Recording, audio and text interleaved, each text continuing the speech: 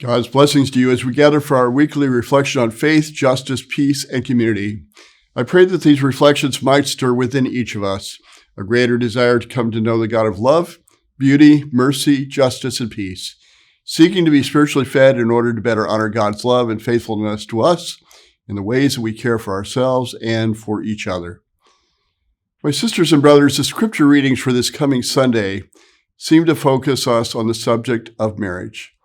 But a closer reading and reflection takes us into an even deeper understanding of two essential understandings: that the positive influence of both men and women is essential to our growth as human beings, and that the sacred commitment made in marriage should be a model of that life-giving love that God intended for us to help mold us into being life-giving to others.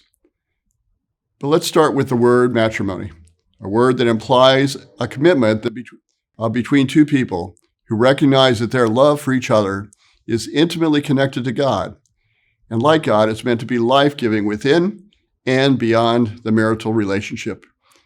This differs from the civil commitment of marriage, which simply confirms certain rights for a couple who make this commitment.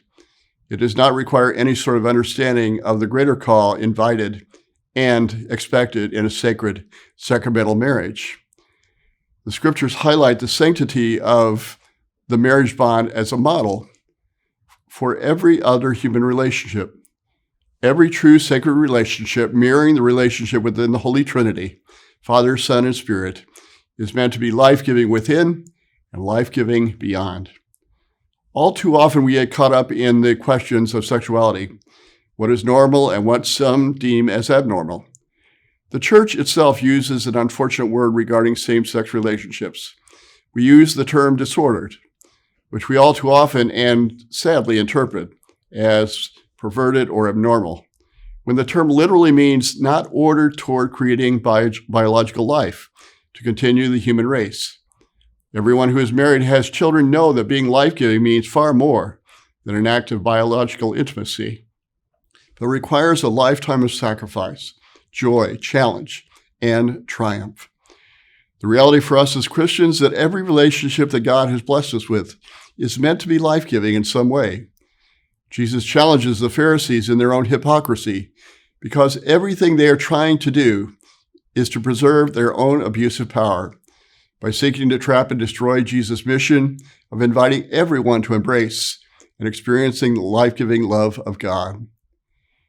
In the last part of the gospel, he embraces children to invite everyone to embrace not only our children, but to embrace that childlike trust that God seeks to pour upon us and within us in order for us to experience life to its fullest by being life-giving to our fullest.